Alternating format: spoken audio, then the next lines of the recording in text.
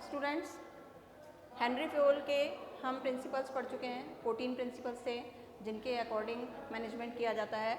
अब हम ये देख रहे हैं कि जो मैनेजमेंट है उसमें हेनरी फ्योल का जो कंट्रीब्यूशन है वो क्या है, यानी कैसे हम हेनरी फ्योल के जो प्रिंसिपल्स 14 बनाए गए उनको हम यूज़ कर रहे हैं, क्यों हम उन चीज़ों को सबसे ज़्यादा देख रहे हैं।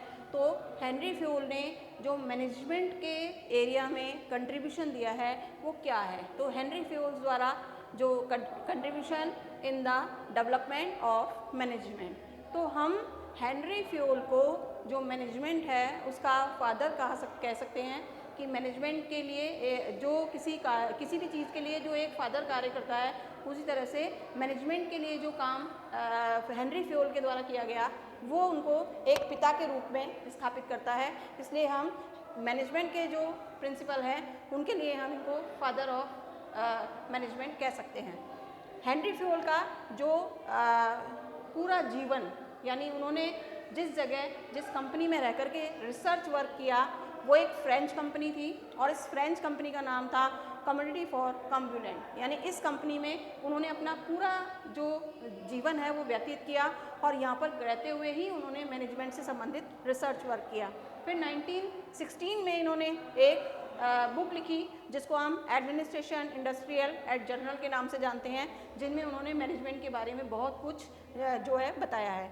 इन्होंने जो भी रिसर्च वर्क किया मैनेजमेंट के ऊपर, वो रिसर्च वर्क किया है इन्होंने टॉप लेवल जो मैनेजमेंट है, यानी फर्स्ट लेवल का जो मैनेजमेंट है उसको ध्यान में रख करके इन्होंने जो मैनेजमेंट रिसर्च है वो की कि जो टॉप लेवल मैनेजर्स होते हैं वो किस प्रकार से अपना वर्क करते हैं। तो इन्होंने जो टॉप लेवल मैनेजर्स की एक्टिविटीज़ हैं उन एक्टिविटीज़ को ऑर्गेनाइजेशन में 6 पार्ट्स में डिवाइड किया, यानी उन्होंने जो टॉप लेवल मैनेजर्स हैं उनकी जो एक्टिविटीज़ हैं उनको 6 पार्ट में डिवाइड करके उनको बताया कि फर्स्ट जो उनकी एक्टिविटी है वो टेक्निकल एक्टिविटी है, यानी ये टेक्नोलॉजी से संबंधित चीज़ों के बारे में जानकारी प्राप्त करते हैं।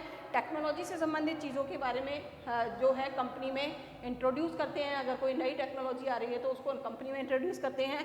टेक्निकल संबंधी इनको नॉलेज होती है और ये टेक्नोलॉजी से संबंधित जो है वो अपने जितने भी सबॉर्डिनेट्स हैं उनको टेक्निकल से संबंधित जो है नॉलेज देते हैं। इसके बाद है कॉमर्शियल। कॉमर्शियल का मतलब है जहाँ पर आपके अकाउंट्स बन रहे हैं या जहाँ पर आपके अकाउंट्स मेंटेन हो रहे हैं उससे संबंधित जो भी एक्टिविटीज़ होती हैं, तो ये जो फर्स्ट लेवल मैनेजमेंट है, टॉप लेवल मैनेजमेंट है, ये कॉमर्शियल एक्टिविटीज़ भी करता है।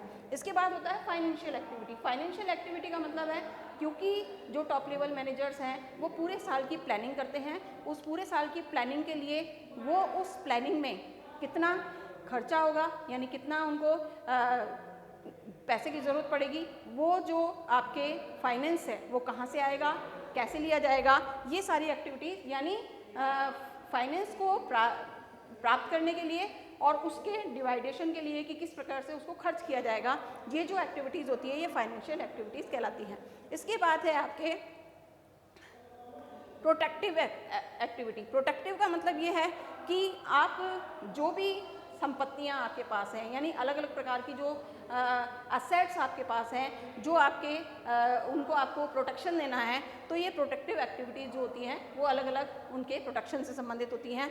फिर अकाउंटिंग फैसिलिटी, यानी जो भी आपके कैपिटल आपने ली है वो कैपिटल किस तरीके से जो है कहाँ कहाँ पर खर्च होगी, किस तरीके से उसको सेव किया जाएगा, ये सारी एक्टिविटीज़ अकाउंटिंग एक्टिविटीज़ में आती हैं। फिर मैनेजरल एक्टिविटीज़ में मैनेजर किस प्रकार से आपके काम कर रहे हैं, मैनेजर्स जो हैं वो किस तरीके से आपकी चीज़ों को कंट्रोल कर रहे हैं, उनसे संबंधित जो एक्टिविटीज़ है वो मैनेजरल एक्टिविटीज़ कहलाती हैं। तो हम ये कहेंगे कि हेनरी फ्योल जो हैं वो अपने मैनेजमेंट के एरिया में फादर के नाम से जाने जाते हैं और आपके ये जो इन्होंने रिसर्च वर्क किया, इस रिसर्च वर्क में इन्होंने जो मैनेजर्स की एक्टिविटीज़ को डिवाइड किया, ये 6 पार्ट में डिवाइड किया। ये हमारा टॉपिक जो है वो यहाँ ख़त्म होता है।